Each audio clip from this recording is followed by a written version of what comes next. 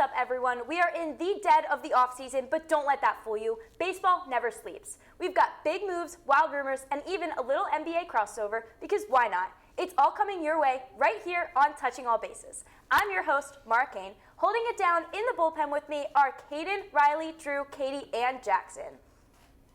So let's get right into it. The 3 to see, 3 headlines you need to know before you do anything else today. First up, you're out of here. An MLB umpire just got the boot. What happened? What does this mean for the league? More accountability, a warning to others, or just another chapter in the we don't know what a strike is anymore story? Well, that was pretty crazy. I mean, he's been, he I think officially started getting like under review at the beginning of last season, and then he officially got fired in May, and then they like reviewed the process, and now he's like officially fired. Really? I didn't know it was that deep. Yeah. I thought it was just like a boom. No, it's been like a year-long investigation. He was on probation all of last season, didn't ump at all. Oh, Yeah. Okay. Yeah, apparently he shared a betting account. Yes. Maybe it was friend. With his Ipe. friend. Maybe it was Ipe with Shohei's interpreter. Oh, yeah. I mean, his friend is a professional poker player, so I mean. Yeah, I went a little. It lines up. Yeah, I went a little more in depth with it and stuff because it's an app called Telegram, and it was created for this exact situation where basically he lives in a state where you can't gamble, his friend lives in a state where you can gamble, so it's just a way to keep track of the bets and stuff because they're different. And he didn't place any baseball bets, but his friend placed 141 total bets, and 8 of them were baseball, and I believe 5 of them were games that the umpire was calling. Mm-hmm. So the league reviewed those games and realized that in those 5 games there was nothing that would indicate that there was any like tampering or cheating or anything like that. But obviously with gambling, they take gambling more seriously than literally. I mean, we've seen every type of crime happen in pro sports, and gambling gets the worst punishment. You know, I mean, we've seen guys murder people and get off of less than gambling and stuff like that. What I hate about this the most is that this is the first umpire to call a perfect game, and we haven't seen umpires that have called really, really bad games. Can we talk about that perfect game for 1 second? How do you, Game 2, World Series, what does it mean to call a 2022. perfect game as an umpire? So basically every single pitch is like either in the strike zone or out of the strike zone. It's called perfectly. So like sometimes Yeah. they call like ball strikes. No. He did perfectly. 129 balls that were not swung at, and then strikes, like called strikes. He got them all right. That's amazing. Game 2 of the 2022 World Series, Astros versus Phillies. Astros won, and then Astros went on to win the World Series. So I'm a fan of him, obviously, but I think what he did that really incriminated him was that he deleted all of the texts that he had with his friends. And he said, he was like, account. oh, I deleted it because like I was embarrassed about how many non-baseball sports bets I made. But like, okay, buddy, like you're deleting it probably because you have something to hide. Like, don't try to cover it up. Are they allowed to make non-baseball bets? Yeah. Okay. I feel like it didn't even matter like what type of bet it was, even if it wasn't that bad. If you delete something, that's immediately going to catch some suspicion. I saw that too. I feel like there's some people out there where if you got a call that was like, hey, the MLB is investigating like this situation, you just immediately delete your account, delete everything and stuff. So I feel like there could be a world where it's like he just doesn't want to have that evidence and stuff. But I do agree it's a little suspicious. But I think his punishment was fair. It's like you got to overreact to gambling because it's such a like easy way to corrupt the sport. Mm-hmm. So you got to really like Calvin Ridley got a year suspension from his one bet and stuff. So it's like you have to overreact to these things. So I think it makes sense. Hasn't someone gotten arrested for gambling in sports? I feel like I've seen that. For sure there has. It was a big thing in the 50s. There's some college basketball teams that are still not allowed to join, like college universities that still can't join the NCAA in basketball because of gambling in the 40s and 50s. Well, I think it's like NYU. I forget which schools. I think I read one time. I think it was like a whole World Series team. I think it was the White Sox, and they literally lost the World Series because they gambled and betted that they would have lost. Mm-hmm. They legit bet. It used to happen all the time. That's awful. There used to be a player that was betting in like the early 1900s, like. At all times, basically, there was a player betting on something that was like corrupting your team. Imagine if like this year Verdugo was your like throwaway guy, and he was just throwing games for you and stuff. It's crazy. Yeah. No, and I think I agree with the MLB's decision overall because even though there weren't like any concerning findings once they did the full report of like what the actual baseball bets were on that he was like umping at, like even though the findings like weren't concerning, I just think just for the integrity of the game, they kind of have to do it because obviously like sports betting on it could really ruin the game, and it could ruin the game of baseball. It could ruin every single sport. So I think the MLB cracking down on it is good, even though it probably, didn't affect the outcome of any MLB games. Yeah, if they didn't do something, it would have been a bad look for them. Right. Okay, Maura, what's our next 3 to see? Next up, Jack Flaherty is heading to the Tigers. Will he be what they need? I think this is a really good pickup for the Tigers. Very good. I think so too. They're improving off of a team that made it to the divisional last year, and I believe they still have a chance to be the underdogs like they did last year too. Why not? When Why they not the when Tigers? they were a team that got carried by a pitcher, adding another pitcher, not as good as Skubal obviously, Yeah. but another pitcher that can help out Skubal in that rotation will definitely boost them even farther, of course. But I'm glad Skubal finally got like a running mate. Yeah, that's definitely why they added him, because you think about that. You can't carry a whole. That rotation after school ball, it was, are we going to make it or not till we get to him? Yeah, like Right. bullpen games. Like there won't be 2 bullpen games a series now for the Tigers. He's a really good locker room piece too, because he's coming from a really good team like the Dodgers, and he knows like what a good atmosphere is like, especially with such good players surrounding him. He's had great coaching and great pitching time. So Still Well, a even winning that, culture. he's been with the Tigers before, if I believe so. I think he has been. So he's a guy returning back from a winning, World Series winning team back to the locker room. He could definitely add some things to help that locker room succeed. oh yeah. Yeah. They also had the Tigers had another rotation signing this offseason. They signed Alex Cobb, and I was reading about him today. This is off topic, but I have to Is he share. related to Ty Cobb? Is he? I have no clue. Look it up. No, wait. But- I think I know Alex Cobb. But I have to tell y'all about his season last year because I was dying laughing reading it this morning. So first he had hip surgery in the off season, and so he couldn't play at the beginning of the season. He finally made it back, and then he had a nerve issue in his shoulder, so he couldn't pitch. He finally got better with that, and then he got a blister, so he couldn't pitch. Okay, Max Fried. And then once his blister got better, he split his fingernail, so he couldn't pitch Okay, for Max 3 weeks. Fried. Wow. Okay, Max And then Fried. after Fried, he yeah. split his fingernail, once he got better from that after 3 weeks, he got another blister. And then they finally were like, you know what?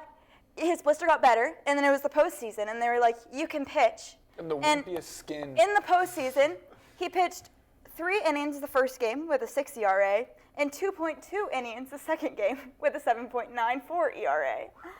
So I was reading that. I thought it was so funny. Hilarious. So I'm expecting in May he's probably going to be on the IL with like a hangnail. So Crick in his So the neck. Tigers are basically taking yeah. a gamble on. So yeah, I mean, Turf toenail. How much was his contract? I do not know. Hopefully- I do not know. But moral of the story, they really needed Flaherty to bolster up that rotation because I don't think Alex Cobb is going to be doing Yeah, much. that guy's going to stub his toe in the step going to pitch and probably be out for 3 weeks. Yeah. Sounds about right. Can I ask y'all a question about the Tigers? Please. Sure. So they went on like a hot run where they seriously exceeded expectations at the right time, and they went to the second round of the playoffs. I wasn't keeping up with the Tigers a ton before that run and stuff. Do you think there's a chance we're kind of overrating the Tigers right now? Like they were one of the worst teams in baseball, and they got in one of the hottest stretches we've seen. Like Scooball's not, he might not win like 20 games next year too. Like do you think Vegas has their line at 83.5 wins next year. Like do y'all think that's fair? Y'all think would you take the over, the under? What do y'all? Under. I would take the over. 83.5 wins right now, Under. and that's after the new signing, bringing in Jack. They Under. went up to 14th, so I they're think now it's a little. they're now a slightly above average team, 14th in World Series odds I would say it's with a that good signing. one. I would say it's a good one though. I would say it's a good, 83.5. I would say it's a pretty good. Would you bet. say over, under? I'm staying away from it. I'm What would you taking the say? under on that. Under? I think it's a good Vegas line because it's like I'm not like it should be super lower, but I'm not like it I should got be you. higher. Okay, It's this is like Right. that perfect. Yeah. Yeah, middle, like I would say would something think. like right around there. I wouldn't be surprised if it's, I think it's going to be under, but I also wouldn't be surprised if it was slightly over. Right. I got you. That'd So be like really good. 500 team next year is kind of the expectation. Yeah, I Yeah. can see Oh, that. yeah. Yeah. For them. Yeah. Okay. Word. I was just curious. All right, and wrapping it up, Pete Alonso is staying with the Mets. Is this a home run for New York, or should they have found another first base option? Do you want it, Jackson? I will take this one. I obviously don't think Alonso is the best first baseman for them that they could have gotten from the offseason. But I do think that this is someone that the Mets desperately needed. They needed to fill that infield position, probably so more than even some of their pitching because, yes, their pitching is terrible, but they needed Alonso. They needed him not just for, having a guy at first base, but I think for morale boost as well. Because if they let go of Alonso and he goes to maybe another team in the division or the Dodgers or some big team, when they play them, that's not going to look good. They lost their key guy. I mean, obviously, of course, Juan Soto, I think, is going to become the new shining example for them. But, Alonso's done a lot for that city and a lot for that team. I think them re-signing him is definitely bringing up their playoff hopes a little bit higher than I thought they would have if they wouldn't have signed him. But, yeah, it's not very – Alonso's not a flashy guy. He won't be, not even close. But is it what they needed? Yes. I've been saying this since the beginning. I think Pete Alonso to the Mets was the only realistic destination for him. I think this completes a successful Mets offseason, I would say, minus the pitching. Except I would say I need and also signing Juan Soto. I would throw it, yeah. And also no, I mean it's a good offseason unless He I'm means that since Alonso has been signed, they've had a good offseason. If they didn't sign Alonso, it wouldn't have been a it good would have been a bad offseason. one. Yes, I got you. there you go. That makes sense. They've had a bad offseason no matter what, in my honest opinion. They've kinda feel fixed like- the I wrong kinda feel the position. same way.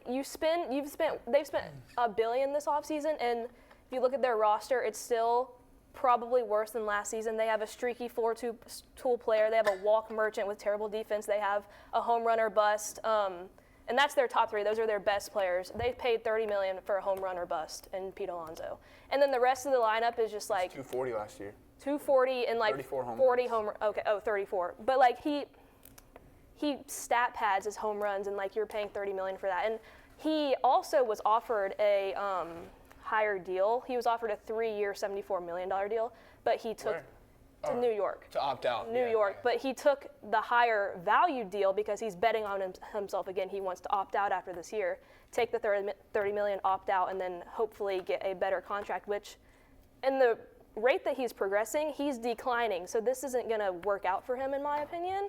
It's just like he's the third best first baseman in his division, and you're paying $30 million for that. Well, at a table of Mets haters, I try to throw a little love on the Mets sometimes because I don't have any real tie to hating them. So a few episodes ago, I said that if the Mets want to, be in contention to win the World Series and possibly win it all, some of the things that need to happen are, one, sign Alonso back, and they did that. And I just want to restate that I think the Mets have a lot of good pieces that are not performing at their best, and they do not consistently perform at their best all together at the same time. I talked about how, Vientos obviously had the really good postseason. We need to see him perform like that throughout the whole season. We had Marte. He needs to have a 300 average season again. He's had that in the past. Nimmo had his second worst year last year.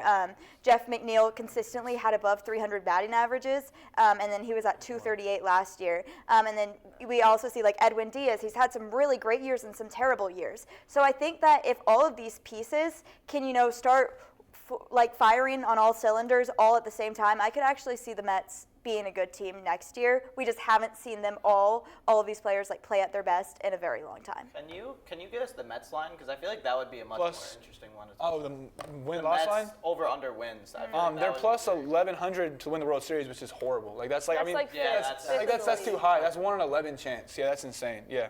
Let's see. I would not. Because I feel like with I'll do the line. they're gambling so much with their team, it can literally just go either way. It depends on the form. They're gambling so much with Soto. I think it's definitely interesting to talk about that line. Yeah. Winning the division is plus 195. Sorry, I'm gonna. No way. Oh, There's really no no way way they can win that division. They're gonna be a wild card team. They're not gonna win the division. I don't even know what to say. They do not scare me at all. As a team in their division, they don't scare me at all. The only way that they would scare me, and yes, I do believe they need to fix the bullpen, but if they get consistency to that roster, they can be very aggressive. I mean, sure, if they have they snuck their way up there at the end of the season, making it literally one of the final 4 teams in the league. When they're hot, they're hot. If they stay consistent and hot, yes, I can see them making a run back. all of their bottom 6, it goes Lindor, Alonso, Soto, rest or trash. All of them have to get hot and click for it. I feel what I'm saying is Marte has not been trash. He was obviously not very good last year. Nimmo was bad last year, but he's been good. Jeff McNeil's been good. Marte isn't even in their projected starting lineup right now. Let's hear that. Phillies, Yankees have 91.5, and Mets are at 90.5. That's so one less win than the Yankees is their line. And then Braves at 93.5 and Dodgers at 103.5. I thought that was interesting too. That's I'll take the under. So they have the Braves ahead of the Phillies and Yankees, and the Mets just behind the Yankees by The one Mets, game. it's such a gamble because they're gambling with their arms, they're gambling with their infield and their outfield, I would say. I mean, sure, if all those hitters click and are able to produce, yeah. their pitching is the their offense is like, okay, we have that, and then you go to their pitching and it's just a bottomless hole. I'd be surprised if they were better. Like, that'd be a big surprise if they were better than the Yankees this year, I think. Like the offense can put up runs. Record. Offense- I think that needs to be 4 or 5 games apart, I would say. The offense can put up runs, but then as they go in the field, pitching's giving them right back up. The Mets are right now like betting aggressively that their hitting can really carry them at the entire season because that pitching, if you're putting up like 2 or 3 runs a game, you're gonna lose a lot of games. It's That pitching seriously cannot hold on. so bad. Mara, what do we have next? Now let's talk the show before the show, a new segment where we talk all about college baseball. I want to know what matchup you guys are most hyped for this season. Okay, well, personally, I am most excited for A&M versus Texas. As y'all know, I'm a big A&M fan. I was raised an Aggie. I'm trying to slowly convert to having as much, love for Clemson as I do for A&M just because I've grown up with it my whole life. But the A&M and UT rivalry runs strong in my household, and I think even stronger in baseball because of what happened with the A&M coach last season. Obviously, he did some backhanded moves and ended up going to UT. So I think this will be a super exciting matchup to see, A&M play against their old coach, and then also, A&M UT is just always a huge rivalry. We saw UT won in football, sadly. So I'm hoping that, A&M could come, maybe sweep the series. I don't have a specific matchup for me, but I'm just super excited to see what this Clemson team can do. They've been projected high. I believe they were projected top 15 in the rankings, if I'm not wrong. I thought they were 14. I see him in I'd be a bit higher. Yeah, D1 baseball is usually the most accurate, and I believe they were at 14 on D1 baseball. So. Yeah, when I saw I'm just really excited to see what I can see out of them. We have Cam Canarella, the #1 overall draft pick, expected to be. He's sick. I'm super excited. Number 1 overall. I don't think he's projected He's number 1 second in I saw him in MLB.com mock. But he's second definitely a overall. projected first rounder. He's a first round. Yeah, first round. That's selling it short though. He can be a top 5 pick. Oh, yeah, yeah, no, absolutely, for sure. yeah. He's Top very 5, good, top 10. but I don't think he's first. I'd put my money on him. Yeah, to kind of go off of It wouldn't be a bad bet. what Drew said about the Clemson. I have never been excited for more of a Clemson South Carolina baseball match in a while. Typically, for a few years, it was basically South Carolina handing us our butts on a silver platter. But this year and the last few years has really seen a shakeup. I'm excited to watch them play in Greenville, which is my hometown, at the Drive Stadium. So I'm excited about that matchup. I'll be quick wait. because I put the same thing. I'm excited about Clemson, Carolina because I'm from Greenville and they play at the Drive Stadium. So that's all I have to say. All right, yeah. I have A&M versus Tennessee in April because A&M has the projected #1 overall pick in Jace Lavalette, and then Tennessee is the reigning champs. So #1 pick versus reigning champs. I feel like that could be a good matchup. And also reigning champs versus predicted champs. So Oh, that's true. That's gonna be true. a good That's matchup. true. yeah, Exciting stuff starts next week, right? yeah. It all So starts. excited, Everything guys. starts. What is it? Spring training, pitchers and catchers Yeah. report next week, and then Yeah. college baseball also starts. We're gonna have some content, exciting. guys. Get ready. Finally. I'm actually be able to talk for more than 20 minutes. Mara, can we talk about basketball now, please? Of course. And now, buckle up. It's time for a curveball. Luka Doncic, I hope I said that right. That was good. Is making waves in the NBA. But what if he were an MLB trade? Would he be a Juan Soto level trade or a we gave up way too much for this guy kind of deal?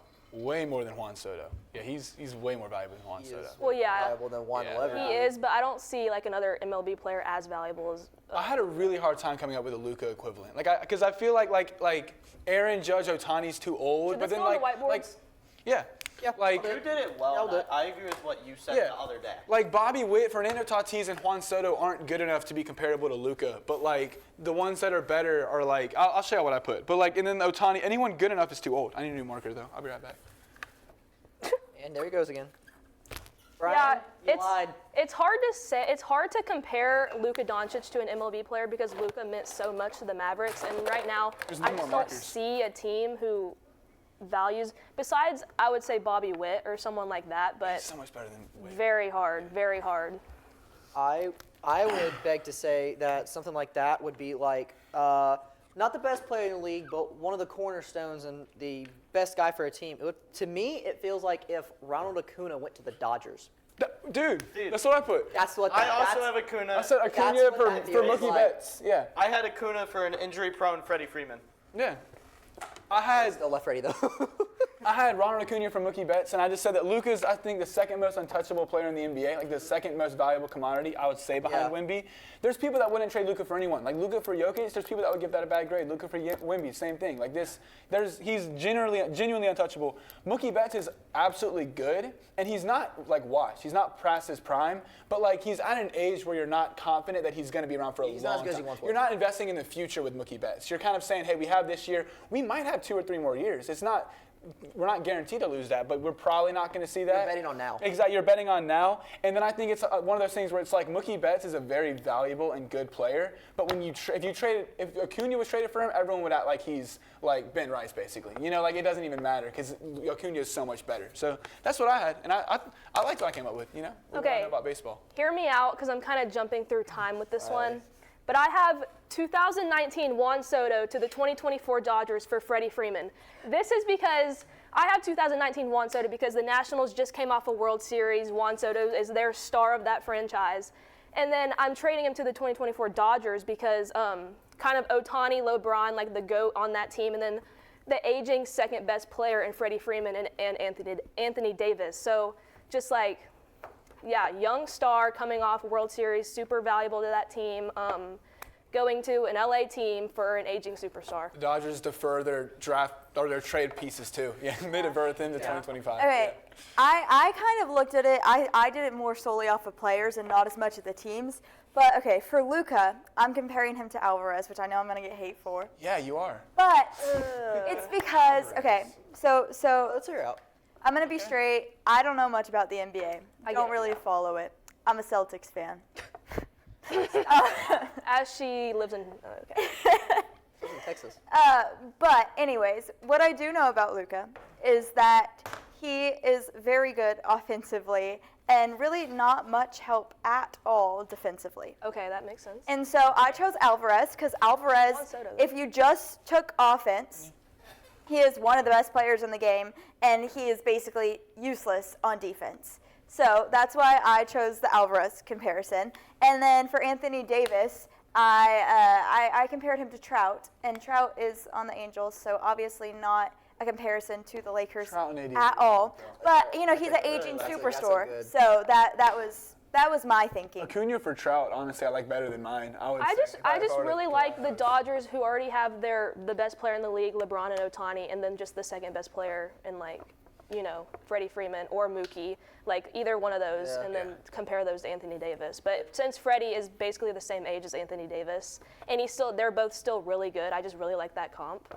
In my opinion. I think in terms of shock, like how you feel when you see the notification, if you don't follow the NBA, I think saying it's like watching, if you saw Acuna was traded for Trout, I think that's the best way to encapsulate Acuna and how Tatis, shocking it was. and Acuna, Tatis those would isn't be bad, yeah. the most shock, like, because those are the last players I would think to be traded from their team right now. I got you one even better that'd probably do a ton of shock would be Judge to the Dodgers.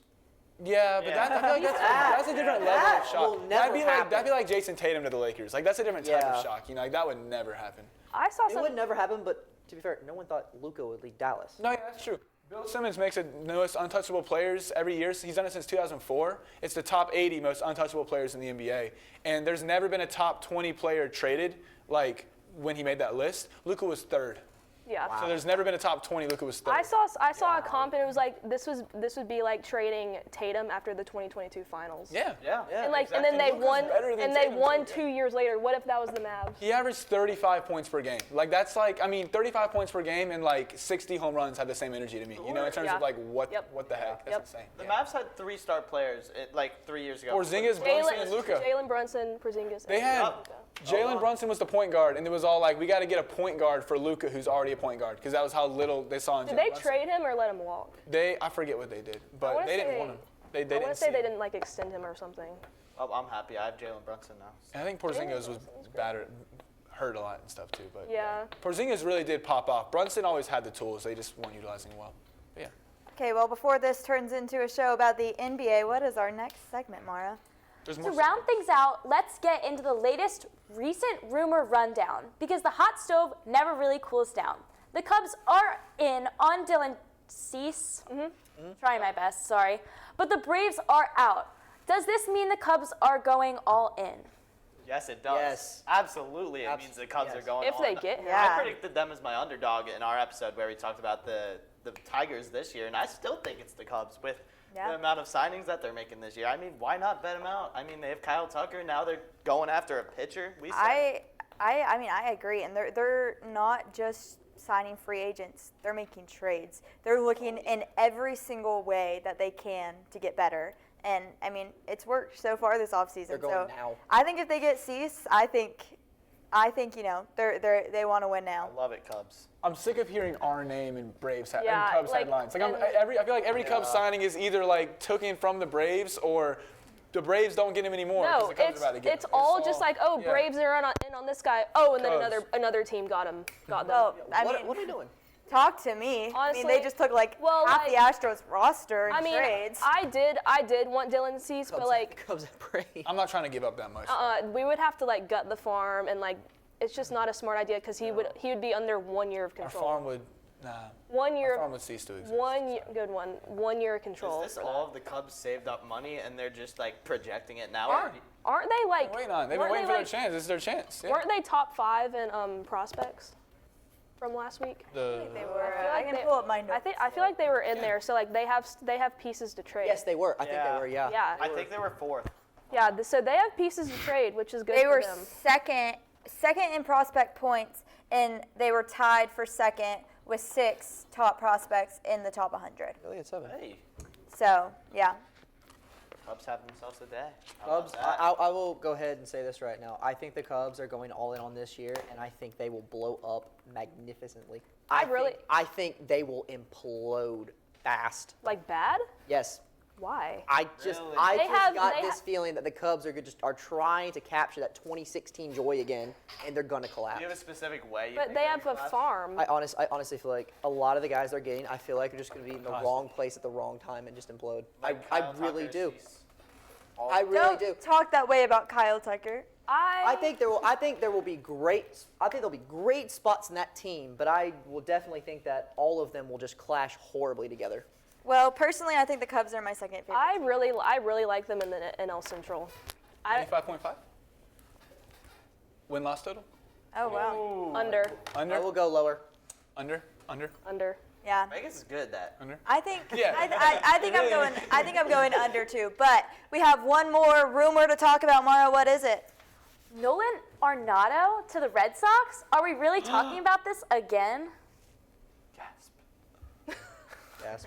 Whoa. I mean, I'm not really sure about this because I'm pretty sure a long time ago we were talking about Arenado being traded and everything, and like Anyway. him maybe not playing third because he's getting older and his lingering shoulder issues. So like, would he play first for the Red Sox? Because they already have Devers locked in at third base.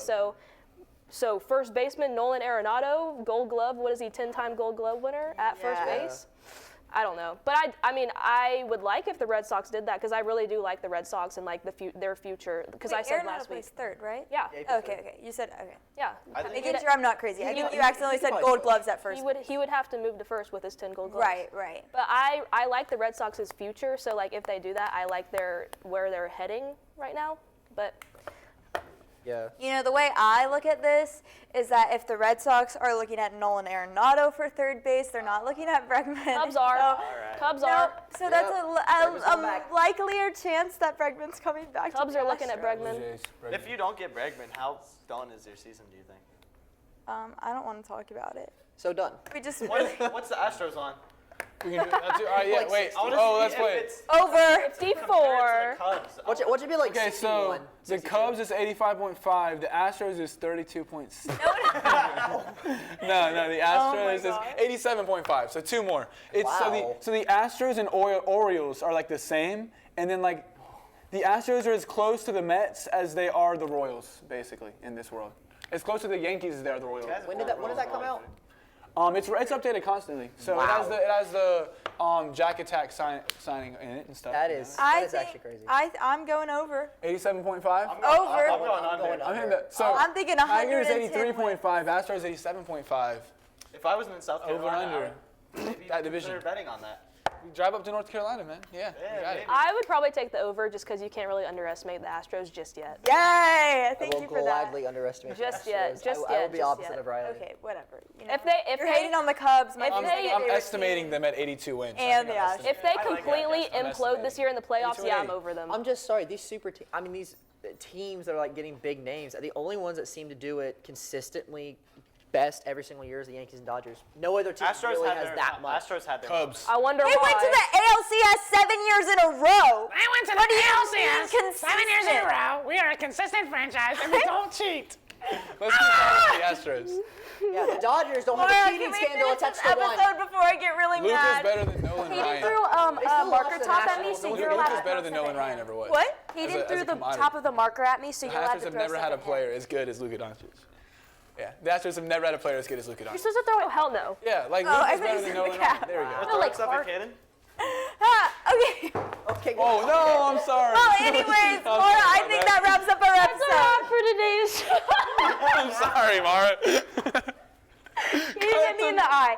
That's a wrap for today's show. A big shout out to everyone in the studio and everyone here except for Kaden for hitting me in the eye. We'll be back next week with more rumor rundowns and madness. And let's be real, probably some more umpire controversy. See you next time on Touching All Bases. I'm sorry.